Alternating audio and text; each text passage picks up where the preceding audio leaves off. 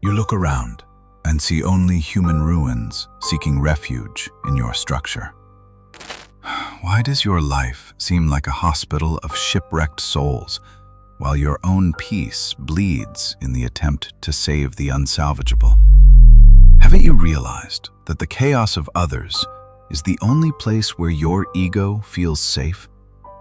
Every time you try to fix someone in your professional or romantic environment, aren't you simply avoiding looking at the fire that consumes your own home? How long will you ignore that your magnetism is not born of your light, but of the cracks that you refuse to seal? You have become the comfort of the mediocre and the support of the parasites, believing that this makes you valuable. But the reality is that this supposed empathy is just a chain that ties you to the bottom of the ocean. Do you really believe that you are a pillar of strength? Or are you just the emotional dumping ground for those who do not have the courage to heal? In your office, you allow abuse under the mask of patience. In your bed, you accept crumbs under the excuse of unconditional love. Is this the life that an architect of his own destiny deserves? I congratulate you. If you're here, it's because you've stopped being just another automaton. You are part of the awakened ones, those few who have decided to stop licking their wounds to start cauterizing them with the truth. While the rest of the world continues to look abroad for culprits, you have had the audacity to suspect yourself. That is the mark of true intellectual superiority. Get ready, because today I'm going to reveal to you the exact missing piece of your inner puzzle. That truth so raw that once you see it, there will be no turning back into ignorance. The veil is about to fall forever.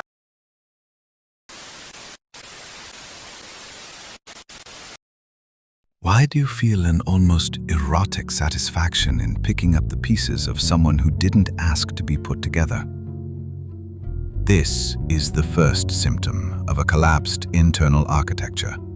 Believing that your value is proportional to the usefulness you represent for the chaos of others. In your professional life, you're the one who puts out fires for negligent colleagues, and in private, you're the emotional ambulance for couples who only know how to bleed on your carpet. Don't you realize that your goodness is actually a chain that prevents you from ascending? You surround yourself with broken beings because their fragility is the pedestal of your false strength. If they were to heal, you would lose your function. If they became sovereign, you would be irrelevant. It is a symbiosis of mediocrity where both die slowly. Carl Jung identified this as the non-integrated wounded healer complex. You project your own need for rescue onto the other so as not to admit that the one who is dying inside is you. Like Julius Caesar, who understood that clemency was a political tool and not an emotional weakness, we must learn to pick our battles. Caesar forgave his enemies not out of kindness, but to consolidate his authority and show that he was above their hatred.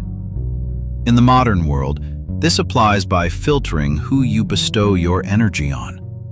Only those whose redemption adds to your personal empire, not those who use your forgiveness as permission to continue failing.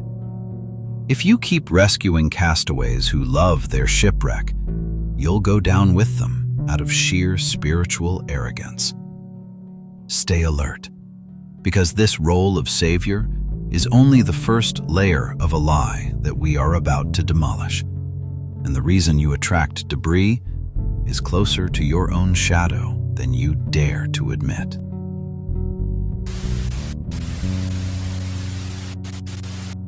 Is it possible that the people who drain you are actually messengers from your own unconscious? You attract what you are, not what you say you desire. And if your reality is populated with victims, It is because there is a victim in you that demands to be fed through the mirror. In the workplace, you put up with tyrannical bosses because your lack of internal authority resonates with their abuse. Sentimentally, you attract dependent people because you are afraid of facing someone who is truly free and demands that you live up to them. Your shadow isn't something you should hide. It's a magnet that works overtime while you sleep. What you have not healed in your family tree or in your childhood traumas, you attract today with surgical precision.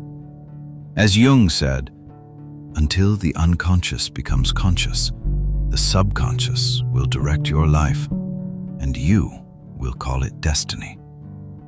You're calling bad luck what is, in reality, a blind date with your own demons.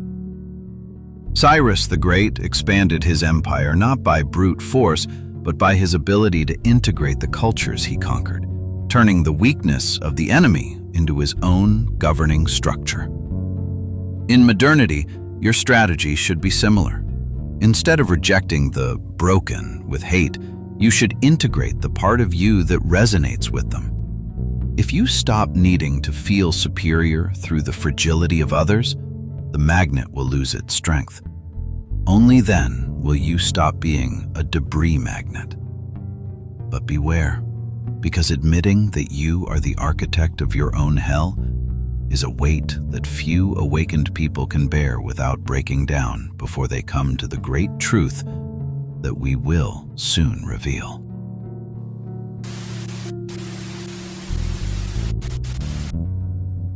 Have you ever thought that your perfectionism and order are simply a cage designed to attract chaos? There is a vibrational frequency in pain that seeks stability as a parasite seeks a host. In your office, your extreme efficiency invites the mediocre to burden you with their ineffectiveness. In your relationships, your apparent maturity is the honey that attracts chronically immature people who are looking for a father or a mother, not a partner. This resonance is not accidental. It is a commercial transaction of the psyche. You deliver stability, and they give you the illusion if necessary. But the price you pay is your own growth. Jung explained that the person, the social mask that you show to the world as someone resolute, is precisely what attracts those who are undone. The more perfect your mask, the more broken the shadow you attract will be to compensate for the psychological balance. Machiavelli taught that a prince should be loved and feared, but never hated.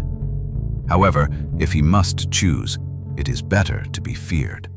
Applied today, this means that your order must have fangs. If your frequency is just helping, you'll be devoured. You should project a frequency of respect that intimidates the parasites. If you don't establish a power barrier, your light will only serve to make others better see how to plunder you. We are halfway there, and the structure of your reality is beginning to creak. The big reveal about why you actively choose this punishment is about to emerge from the depths. If you've come this far and understand that your environment is a reflection of your lack of boundaries, demonstrate your commitment to change. Write the word sovereign in the comments if you're ready to stop being a haven and start being an empire.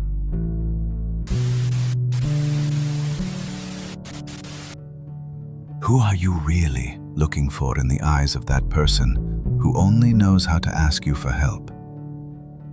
Almost always, your sentimental choices and your most toxic professional loyalties are desperate attempts to resolve a debt to your parental figures.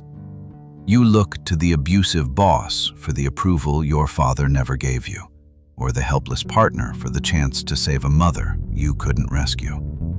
You're stuck in a time loop, using new people to act out old plays. Jung defined the anima and the animus as the sexual counterparts in our psyche. When these archetypes are not integrated, we project them onto the outside world like a movie on a blank screen. You attract broken people because you're projecting your own internal fragmentation onto them. You don't see the real person. You see an opportunity to close a wound that has nothing to do with the present. It's a collective hallucination that keeps you stuck. Marcus Aurelius, the philosopher-emperor, reminded us that the best revenge is not to be like your enemy. In this context, the best way to break the cycle is to stop being the reflection of your traumas. If your father was an absent man, do not seek to fill that void by rescuing absent men. Become the presence that you lacked. The modern strategy is radical introspection, detecting when you are reacting from the wounded child and when from the awakened adult. If you don't cut this thread, you will still be a puppet of your past.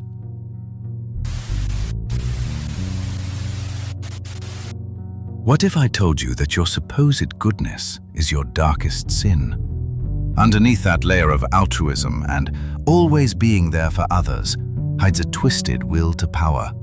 By helping those who can't help themselves, you build a debt of gratitude that you use to control their perception of you. At work, you complain that you do everything, but secretly enjoy the moral superiority that it gives you. In private, you become the martyr so that no one can question your own failures. And this is the shadow of goodness that Jung warned so much. True virtue requires the ability to be dangerous and choose not to be. If you can't say no, your yes has no value. It is only submission disguised as ethics. You're attracting broken people because they're the only ones who validate your good person mask without asking you to be a real person, with edges, desires, and darkness. It's a spiritual scam where you exchange your energy for an empty reputation for holiness. Machiavelli suggested that it is necessary to learn not to be good in order to survive among so many who are not. This is not an invitation to evil, but to strategic authenticity. If you stop pretending to be a saint, professional sinners will stop looking to you as a confessional. Start being honest about your interests, and you'll see how the parasites disperse in the light of truth. We are reaching the point of no return. You are only a few minutes away from a truth that, I assure you, will hurt as much as it will liberate.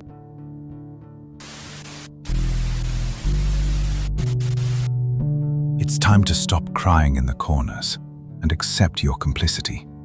You are not a victim of broken people. You are their necessary accomplice. You have accepted the role of garbage man because you were afraid of being an empty temple. In the professional field, you allow your credit to be stolen because you are terrified of the responsibility of solitary success.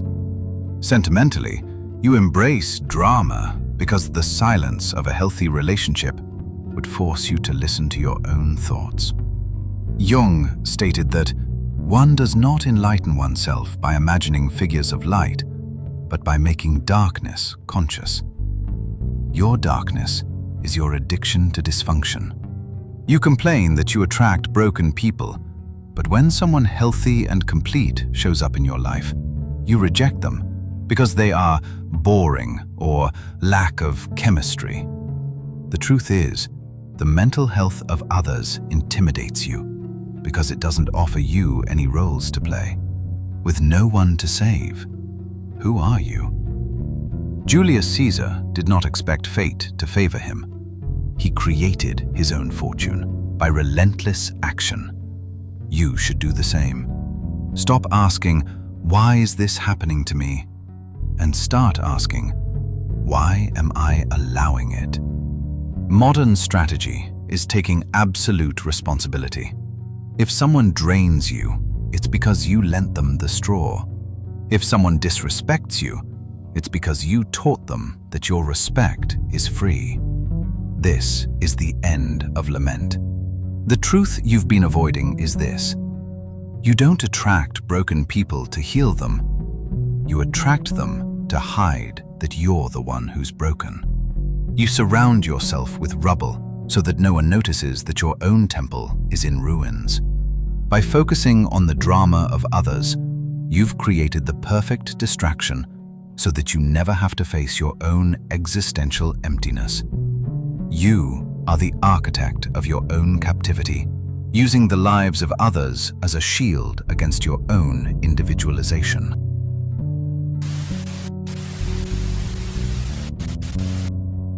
The process of individuation, according to Jung, is the path to wholeness, and it begins with the withdrawal of all projections. Today, the game of mirrors is over.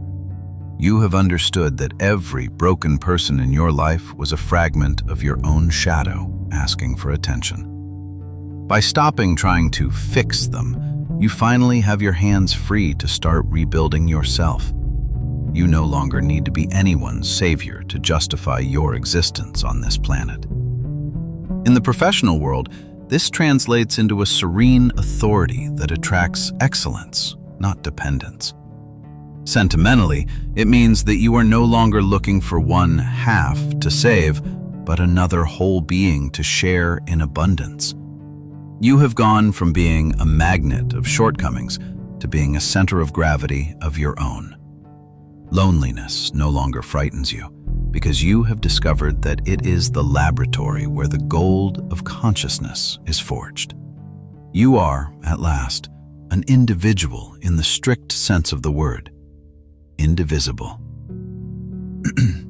Cyrus the Great knew that an empire is only strong if its citizens are strong. Your personal empire will now follow that logic. You will only allow into your circle those who have their own light. Your strategy now is radical exclusivity. It is not hatred, it is metaphysical hygiene. You have awakened from the sleep of false goodness to enter into the awakening of real power. Now that the veil has fallen and you've regained your energy, the world will stop seeing you as a source of resources to see you as a force of nature. The path of the awakened is lonely at first, but it is the only one that leads to true sovereignty.